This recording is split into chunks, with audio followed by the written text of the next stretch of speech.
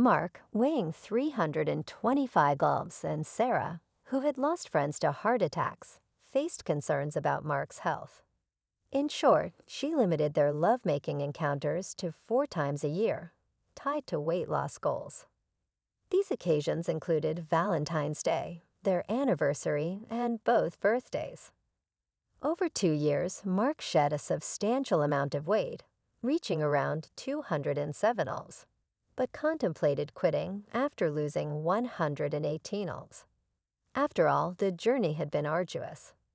When Mark expressed his desire to quit, Sarah adamantly refused. This is when she issued the threat that serves as the inspiration for this story. If Mark quit, he would only receive closeness 4 times a year, prompting Sarah to seek fulfillment elsewhere due to her lovemaking needs. In the moments following Sarah's threat, the foundation of their marriage trembled. It began when Mark's head snapped up, and he looked at her with shock and confusion. The foundation cracked as she witnessed sadness and hurt in his eyes as a result of her words. The marriage's foundation crumbled as his emotions shifted from sadness to anger and disgust. Sarah realized immediately that she had made a critical mistake. She had pushed her beloved man to his limits to fulfill her desires for weight loss, and then threatened infidelity as punishment. She questioned her own actions, realizing the impact on Mark. Mark expressed frustration, emphasizing the tremendous effort he put into losing over 100 pounds for Sarah's sake. He accused her of using closeness as a tool to manipulate him, expressing disappointment at her reward of continued deprivation and potential infidelity. Mark believed Sarah had jeopardized their marriage, introducing chaos into their home. He questioned her trustworthiness and speculated about her thoughts of infidelity throughout their 2-year journey. In conclusion, he felt Sarah had ruined their marriage, leaving him uncertain about what to believe. Sarah expressed regret, insisting that she never intended to engage in infidelity. Despite her plea, Mark, with a look of disgust, questioned the credibility of her words. He conveyed his seriousness about the situation, and a few minutes later, left the kitchen table, heading into the garage to contemplate the situation. In the garage, Mark declared his need for time to think, leaving Sarah in tears as she realized the gravity of the situation. She sobbed, acknowledging the seed of doubt planted in Mark's mind and understanding the challenge of dispelling it. Reflecting on her actions, Sarah admitted her lack of consideration for Mark's feelings. She acknowledged her greed and desire for more despite Mark's previous efforts. Now she recognized the need to regain what she had lost. Mark, spending about an hour in the garage, engaged in activities to occupy his hands while contemplating the complexities of the situation. He didn't really think his wife had cheated on him over the last 2 years, but he wasn't sure. Earlier in the day, he would have been sure, but now, after her comment, he just couldn't be sure anymore. He didn't know if she would have cheated on him in the future. Earlier, he would have never believed it, but now he wasn't sure anymore. He said out loud, "I need to find out." Mark walked back into the house. Sarah remained seated at the kitchen table, visibly distressed, with red eyes and a red nose as a result of her recent tears. Mark observed her condition, feeling a sense of regret, yet he remained resolute in carrying out his decision. He communicated to Sarah his decision to abandon the diet, informing her that he would restrict their carnal moments to the previously agreed upon 4 times a year, or even none at all, leaving the choice to her discretion.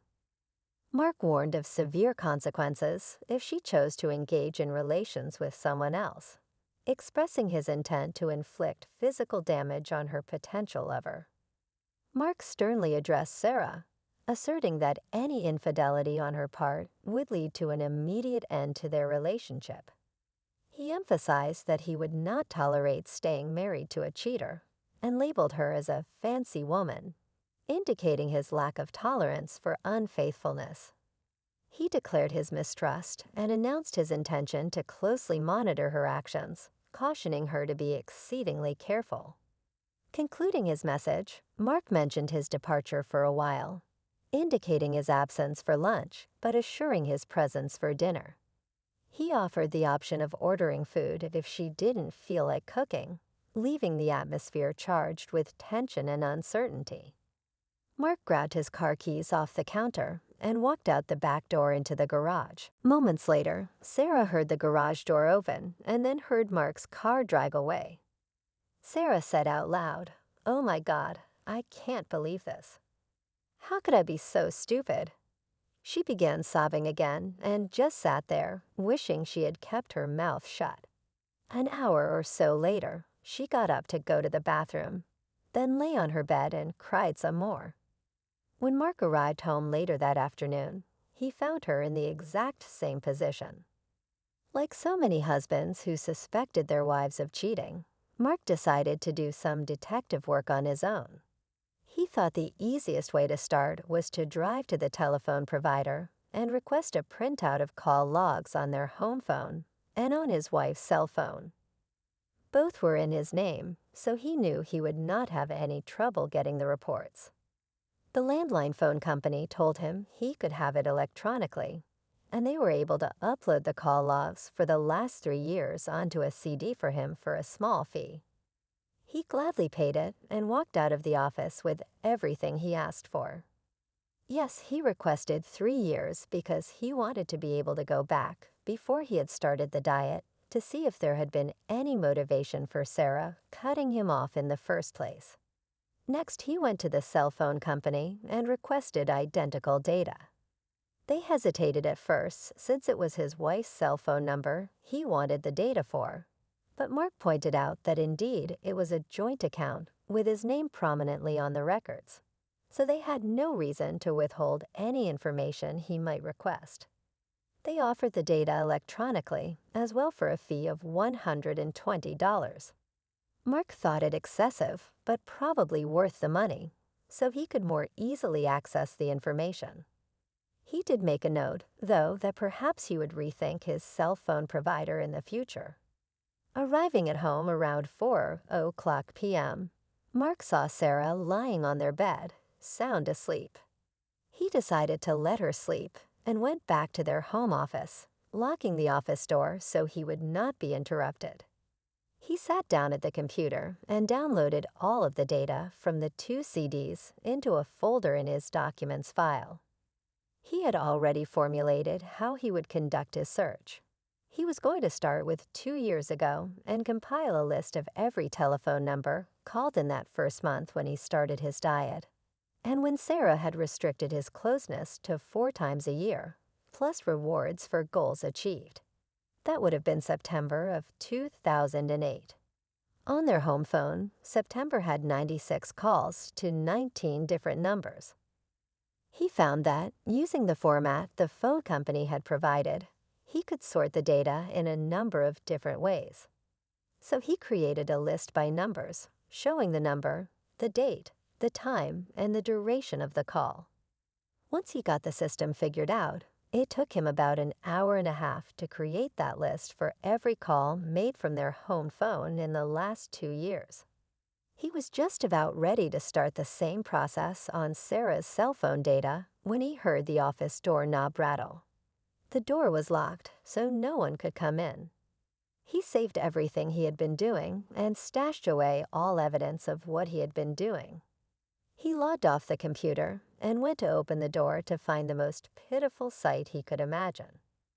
There stood Sarah in a seriously disheveled state, hair a mess, eyes and nose red from crying and sniffling every once in a while.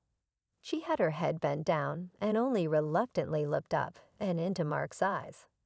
She expressed deep remorse to Mark, acknowledging the hurt and anger she had caused. Sarah recognized her own selfish and cruel actions, admitting that she had overstepped by interfering with his diet progress. She apologized sincerely, asking for forgiveness and acknowledging that the decision to continue the diet should have been solely his. Despite feeling the overwhelming influence of the situation, she pleaded with Mark to forgive her. Mark conveyed his forgiveness to Sarah, emphasizing that it was granted only based on the information available to him at the moment. He expressed his love for her and reminded her of the sacrifices he made during the 2-year struggle with his weight, including abstaining from closeness, all done for her. However, he admitted that he had reached a breaking point and could no longer continue. Mark addressed the current situation, describing it as a gorilla in the room that needed to be addressed. He stressed the importance of knowing definitively whether or not she had cheated on him, as the uncertainty would drive him crazy. Mark outlined the conditions for their relationship moving forward, stating that if she had not cheated in the past and did not plan to in the future, they could be okay. However, he made it clear that he needed assurance. He held Sarah accountable for creating the mess with her hasty comment and threat, expressing his disbelief at her lack of consideration for his feelings and the damage it caused to his trust in her. Mark highlighted the need for her to deal with the consequences until he felt confident in their relationship. Sarah was hoping he would just forgive her and forget what she had said, but that was not to be. She thought, "I suppose I deserved everything that was happening to me, but I hoped it could all go away." She nodded her head slowly in resigned agreement and turned to walk dejectedly back to the bedroom, closing the door behind her. She lay on her bed again, not sobbing, but with tears streaking her face. Mark opened the bedroom door and asked Sarah, "Do you want something to eat?" Sarah said, "No, Mark, I am not hungry." Mark walked out to his car and drove off again to a place nearby called Grisham's. He and Sarah had gone there for drinks many times, and their food was excellent. He knew he could have a few beers and a greasy but delicious bacon cheeseburger. In the 2 years previous, he had not had more than 2 beers in a week's time, and not one bacon cheeseburger. Tonight, he was going to give in and have what he wanted. He knew that he would never allow himself to get overweight like he had been before, but tonight he was going to splurge and enjoy his dinner, even though his heart was breaking. When he got home, he went back to the office and began working on the call log from Sarah's cell phone. Because he already knew the drill, it was easier to finish the cell phone list, and he was done in half the time. After reviewing the 2 lists, Mark determined that over the course of 2 years, they had 3,482 calls made in total from a total of 45 different telephone numbers. He decided to sort the calls by telephone number and had some surprising results. There were almost 300 calls to his cell phone, about 200 calls to his parents' number, and a similar number of calls to Sarah's parents' number. There were close to that many to each of Sarah's sisters, and about half that number to his brother.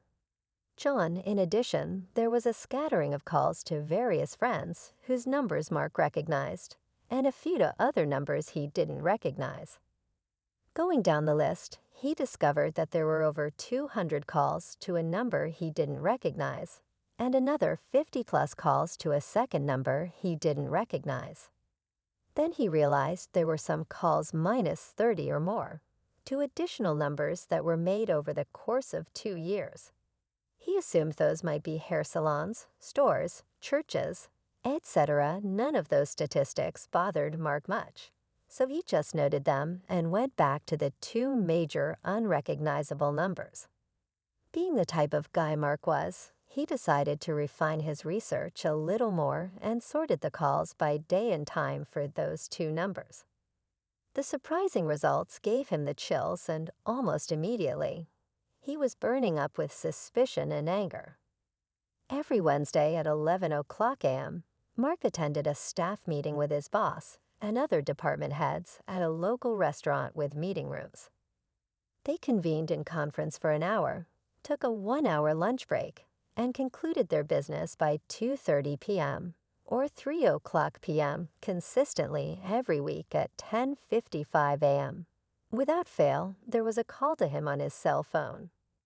Yes, some weeks were missed, but Mark instantly recognized those as the weeks he was on vacation. But the rule remained: every Wednesday at 10:55 a.m. and at 11:05 a.m. every Wednesday, a call was made to the first of the two numbers Mark didn't recognize. He was burning up now. It seemed too much of a coincidence not to be suspicious. Mark knew at that moment that what he was going to discover would not bring him joy. Persevering, he looked at the second number and quickly realized that these calls were consistently placed on Fridays. On Friday afternoons, once a month, Mark played golf with his brother and their best friends, finishing the 18 holes around 5:30 p.m. They would stop in the clubhouse for a couple of drinks before heading home, usually reaching home before 6:30 p.m. On those Fridays, he would shower and take Sarah out to eat. What angered him was that Sarah always called him just before he teed off to express her love and let him know she would be waiting when he finished his round and got home. Mark now understood what was going on, but he lacked visual proof or knowledge of the person with whom she was cheating. The scary part was wondering how long it had been going on, and if it started only when Sarah cut him off, or if it began earlier. So he extended his investigation another year and discovered that the same calls were made once a month for the 3 months before he was cut off. Whatever Sarah was doing, she had been doing it 3 months earlier, but not as frequently. All he had to do now was figure out who and then decide what he was going to do about it. Mark thought finding out who would be easy. He ran a reverse lookup on the first number and found it to be a cell phone number not listed. He ran the reverse lookup on the second number and discovered it was listed to a Tony Bali. Of course, Mark knew exactly who Tony BT was. He was Mark's trainer at the gym. Sarah had initially found him for Mark, so Sarah was calling Tony on the Fridays when Mark golfed. Mark noted the address in his call log spreadsheet and decided to go out again for a while. Upon returning to Grisham's, Mark had a couple more beers.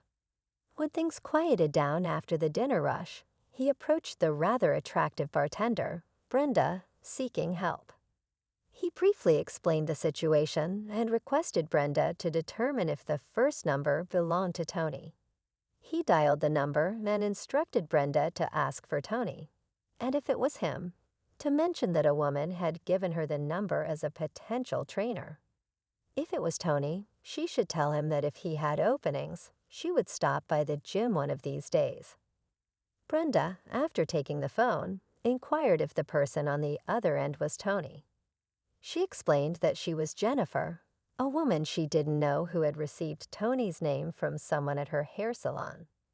The suggestion was made during a conversation about getting in better shape.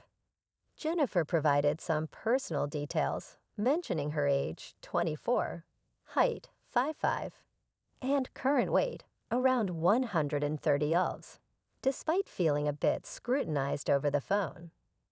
She acknowledged that she could improve her fitness and happiness by reaching a weight of around 115 elves.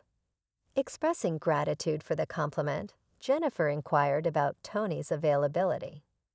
Upon learning that an opening had recently become available due to a client quitting, she expressed her interest. Jennifer indicated her intention to visit Tony in a couple of days to discuss the necessary steps to achieve her fitness goals. She thanked Tony and concluded the conversation, looking forward to meeting him soon. Mark sat there in amazement at what Brenda had just done. She had verified that it was Tony from the gym, and discovered that indeed he did smooch on women who used him as a trainer. She even verified that he had an opening because of a dropout. Mark thought that dropout had to be him. Damn Sarah had already called Tony to tell him what happened and to warn him to be ultra careful. The funny thing, though, as he sat there feeling lower than dirt, was the humor in what Brenda had said.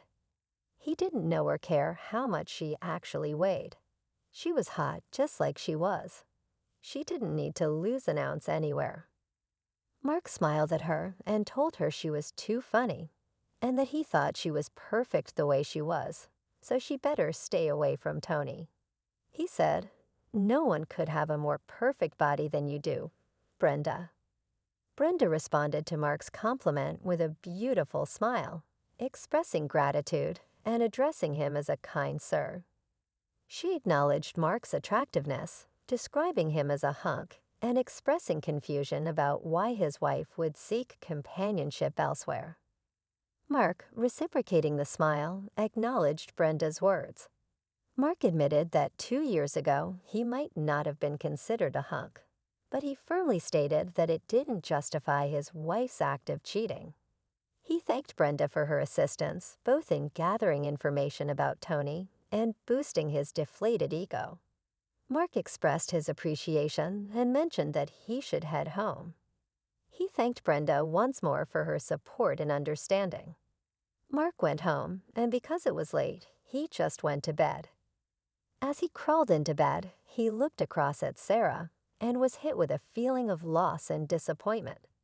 He didn't think he had ever been this low in his life, but he was also certain that before it was all over, he would feel even worse. Sarah had awakened slightly when he crawled in and said, "I love you, Mark." Mark just grunted at that and turned away from her, trying to sleep. Of course, he couldn't get to sleep right away, and just lay there thinking for quite a while. He held Sarah accountable for creating the mess with her hasty comment and threat, expressing his disbelief at her lack of consideration for his feelings and the damage it caused to his trust in her. Mark highlighted the need for her to deal with the consequences until he felt confident in their relationship. Sarah was hoping he would just forgive her and forget what she had said, but that was not to be. She thought, "I suppose I deserved everything that was happening to me, but I hoped it could all go away." She nodded her head slowly in resigned agreement and turned to walk dejectedly back to the bedroom, closing the door behind her. She lay on her bed again, not sobbing, but with tears streaking her face. Mark opened the bedroom door and asked Sarah, "Do you want something to eat?" Sarah said, "No, Mark, I am not hungry." Mark walked out to his car and drove off again to a place nearby called Grisham's. He and Sarah had gone there for drinks many times, and their food was excellent. He knew he could have a few beers and a greasy but delicious bacon cheeseburger. In the 2 years previous, he had not had more than 2 beers in a week's time, and not one bacon cheeseburger. Tonight, he was going to give in and have what he wanted. He knew that he would never allow himself to get overweight like he had been before, but tonight he was going to splurge and enjoy his dinner, even though his heart was breaking. When he got home, he went back to the office and began working on the call log from Sarah's cell phone.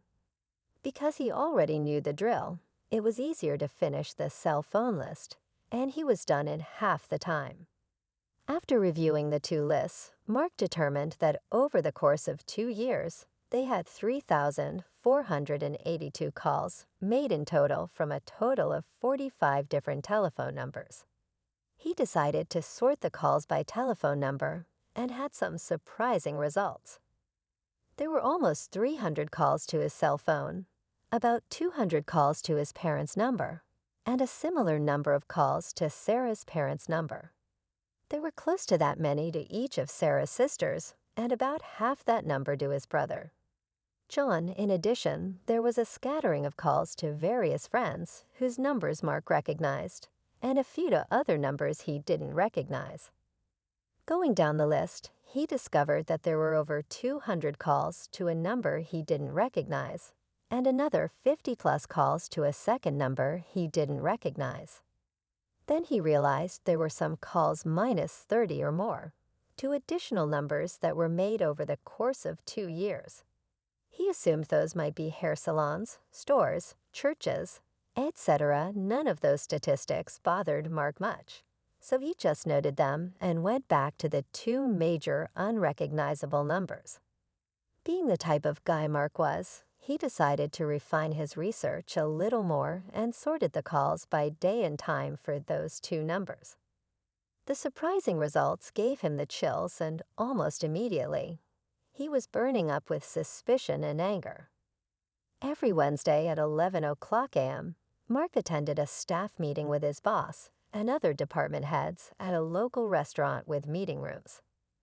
They convened in conference for an hour, took a 1-hour lunch break, and concluded their business by 2:30 p.m. or 3 o'clock p.m. consistently every week at 10:55 a.m.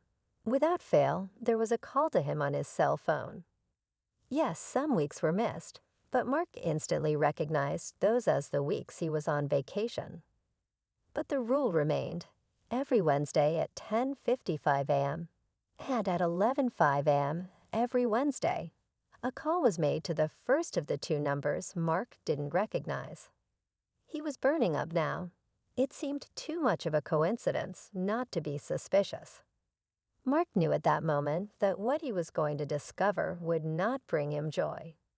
Persevering, he looked at the second number and quickly realized that these calls were consistently placed on Fridays. On Friday afternoons, once a month, Mark played golf with his brother and their best friends, finishing the 18 holes around 5:30 p.m. They would stop in the clubhouse for a couple of drinks before heading home, usually reaching home before 6:30 p.m. Mark groaned as he heard Sarah's response. Acknowledging the risk, she admitted that the first time they had closeness, she knew she'd do anything to be with him. She initially cut Mark off to enjoy their time more with Tony. Though she loved Mark, she couldn't take the chance now. She suggested they might resume their weekly encounters in a few weeks, but in the meantime, Tony would have to be content with one of his other girlfriends. Sarah wasn't jealous of Tony's other relationships and proposed considering meeting on the Fridays Mark went golfing. She needed time to think about it and promised to let Tony know if it could work out. Mark, having suffered enough, felt sick and angry. He was determined to get revenge. Having endured Tony's advances, even before he started the diet, she had used the diet as an excuse to enhance her encounters with Tony. For the past 2.5 years, Sarah had been meeting with Tony every Wednesday and on the monthly golfing Fridays, totaling over 100 encounters. Mark questioned how she could claim to love him while engaging in such behavior and speculated about the possibility of other involvements. Regardless, Tony's involvement alone was enough for Mark to decide on revenge against both of them. Over the next 2 days, Mark planned his course of action. He devised plans, established contacts, and ensured favorable conditions for the weekend monitoring of phone taps. Mark discovered that Sarah had arranged a beautician appointment for Friday morning. In a conversation on Thursday with her beautician, Janine, Sarah explained her desire for a new and close hairstyle to distract Mark from suspicions of infidelity. She also mentioned her intention to purchase provocative lingerie to further divert his attention. When asked about Tony, Sarah admitted she might temporarily reduce their encounters, but laughed it off, suggesting it wasn't a permanent decision. Despite the laughter, Mark felt devastated by the revelations. Yet his anger began to drive him, burying the hurt deep inside. Tony initiated contact on Friday, proposing an immediate rendezvous with Sarah. She expressed her intense desire, but conveyed her reluctance due to the risk involved, asking for patience until Mark's suspicions subsided. With each conversation, Mark's heartbreak deepened as he struggled to comprehend any love in their relationship. He perceived Sarah's actions as purely selfish, devoid of concern or respect for him. Mark pondered where things had gone wrong, but remained determined to carry out his revenge. On Saturday after lunch, the doorbell rang.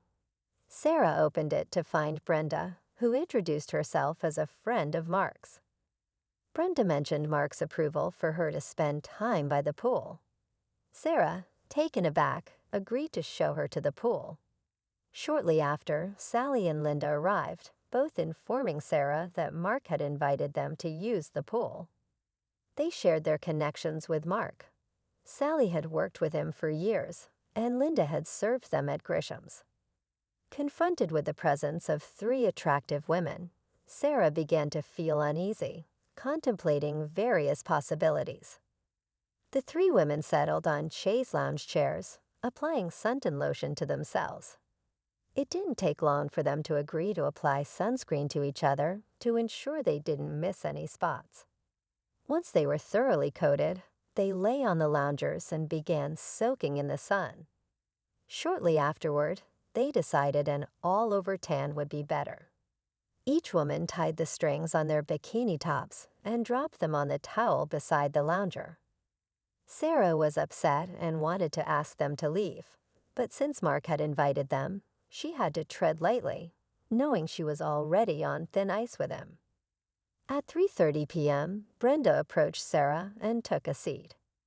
Revealing that she worked as a bartender at Grisham's, Brenda disclosed that on the night Sarah issued the ultimatum, Mark had stopped by for a few drinks and shared all the details about their situation.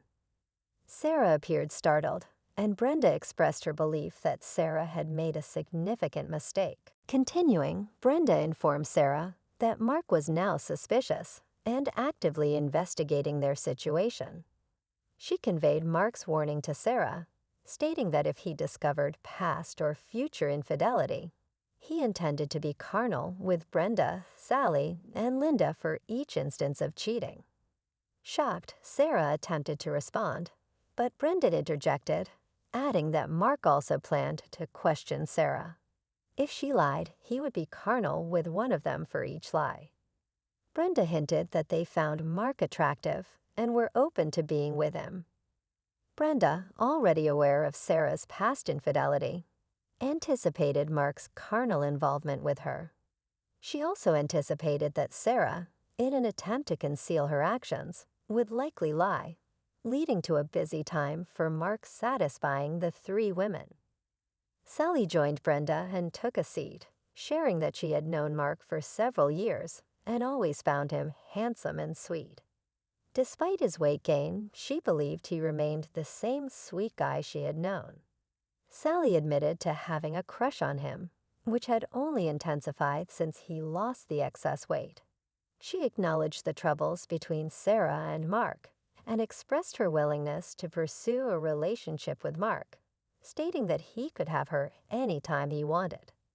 Linda also chimed in, expressing that she had been observing Sarah and Mark for a couple of years. She noticed the love Mark showed for Sarah and made it clear that she had her eye on them. Linda's statement suggested that she was also open to pursuing a relationship with Mark. Linda expressed her interest in Mark and her observations of their relationship dynamic. She acknowledged Mark's kindness and consideration toward Sarah, expressing admiration for their connection. Linda mentioned feeling fortunate to witness such a loving relationship and admitted to fantasizing about being in Sarah's position. She noted Mark's remarkable weight loss of 118 pounds, which she believed was to make Sarah happy, and praised his transformation into a hunk. Linda conveyed her admiration for him and expressed a desire to have a man like him in her life. At precisely 4:00 p.m., as planned, Mark walked out onto the pool deck. He observed Sarah and the three women and greeted them. Commenting on the women's improved tans, Mark playfully remarked on their beautiful bodies, suggesting they might give him a hard time. He encouraged Sarah to join in the playful banter and jokingly asked why she hadn't removed her top. Upset by the afternoon's events, Sarah reluctantly complied. Mark then posed 2 questions to Sarah, emphasizing the need for honest answers. He inquired if she had ever cheated on him during their marriage. Sarah firmly denied any infidelity. Mark pressed further, specifically mentioning Tony from the gym. Sarah maintained her denial and expressed confusion about where such an idea originated. Mark continued to question Sarah about her involvement with Tony, mentioning their regular Wednesday meetings and Friday afternoons when he played golf. Despite Mark's detailed knowledge of her affair, Sarah, shocked, stuck to her denial, hoping he lacked concrete evidence. The three women present, Brenda, Sally, and Linda, sat with satisfied grins, anticipating the unfolding revelation. Mark proceeded to expose the evidence he had gathered, including phone logs from both the landline and Sarah's cell phone. He described the pattern of calls, pointing out the regularity of her contact with Tony. Mark even had Brenda call the number to confirm it belonged to Tony. Although Mark didn't possess pictures of Sarah and Tony together, he expressed his conviction that the weekly calls were not innocent. In shock, Sarah realized the extent of Mark's knowledge and understood that their relationship was about to face significant challenges. As she attempted to respond, Mark intervened, stating that there was little left to be said and nothing that could convince him of her innocence. Despite his deep love for her, Mark admitted that his current emotions, hurt, disgust, and anger, outweighed his love. Mark introduced the three women, Sally, Linda, and Brenda, explaining their connections to him. He described Sally as a longtime work associate, acknowledging her beauty and sweetness. Mark disclosed that he was aware of Sally's crush on him, but had never acted on it out of respect for his marriage to Sarah. Sally smiled, recognizing their genuine friendship. Linda's acquaintance with Mark began during their visits to Grisham's, where she served them. Mark revealed Linda's fantasy of being with him, emphasizing her admiration for him. He complimented Linda's physical attributes, particularly praising her chest, and expressed his intention to indulge in an experience with her. Brenda, the newest acquaintance, was introduced as a seasoned bartender who had shown empathy and compassion during a conversation about Mark's distress at Grisham's. Mark highlighted Brenda's assistance in obtaining information and forming a connection with her. As Mark spoke, Sarah teetered on the edge of a breakdown. She was visibly emotional, with tears flowing and her breathing becoming erratic. Despite her desire to convey something to Mark, she remained silent. Mark, acknowledging the interest expressed by the three women, revealed his anticipation of enjoying carnal encounters with them, exploring sensuality in every aspect. However, he reiterated his commitment to not being unfaithful in his marriage and expressed the need to end the marriage with Sarah to pursue these relationships. Mark conveyed his reluctance to violate his pledge and asserted that terminating the marriage was the only solution. Brenda produced divorce papers from her bag and informed Sarah, a bartender by night and a process server by day, that she was being served. Sarah, overwhelmed with emotions, broke into tears at the delivery. In an attempt to plead with Mark, she apologized profusely and expressed her love, pleading with him to reconsider. Mark responded, expressing doubt about Sarah's love, citing her actions over the past 2 years as evidence. He emphasized that the issue went beyond a couple of instances, believing it occurred over 100 times. The court hearing was set for next Friday, and after the legal separation, Mark planned to commence relationships with the three women. He suggested that indulging in pleasures with them might help him find forgiveness for Sarah's affair with Tony and understand the satisfaction it brought her. Mark expressed the hope that a lasting connection with the new relationships could provide the love and support he had believed he had with Sarah. Mark informed the three women that it was time for them to leave, assuring them that he would be in touch individually. He then went into the house to gather a few belongings, preparing for a stay at a hotel until Friday, when either he or Sarah would officially move out. Unable to form coherent thoughts, Sarah remained seated by the pool, now crying softly. Mark emerged through the patio doors, placed his suitcases down, and approached her. Sarah wasn't sure what more he had to say, but it quickly became evident. Mark reminded her of the consequences he had forewarned for her lover. As it turned out, when she supposedly canceled on Tony the previous day, He pursued a relationship with the well-endowed blonde coworker he warmed up with every Wednesday morning from 9:30 a.m. to 10:30 a.m., his prelude before their rendezvous. It seems Brenda, Sally, and Linda will have a similar effect on Mark, hoping it transforms him into a lover for them. By the way, the blonde was Gina Margarella. Gino Margarella's wife, Gino, took offense to Tony's involvement with his wife, and he, along with a couple of his associates, subjected Tony to a severe beating. Tony's face is now a mess, with a few remaining teeth and some broken ribs. Gino even allowed Mark the privilege of delivering a significant blow to Tony's groin. The outcome is that it's doubtful Tony will produce any more hot seed, and there's skepticism about his ability to engage in lovemaking activities again. Mark, of course, will deny any involvement in Tony's fate. Moreover, Friday, being his golf day, conveniently provides Mark with an alibi through his brother and friends. Wishing Sarah a great life, Mark informed her they would meet in court the following Friday. That day, Sarah was left alone in tears. Within the next 2 hours, she packed her bags and headed to her mother's place. The divorce process took 7 months, leaving Sarah devastated and sinking into deep depression. Contrary to what he claimed about the other ladies, Mark had no intention of following through. Instead, he found solace in 2 golden retrievers and ultimately discovered unconditional love.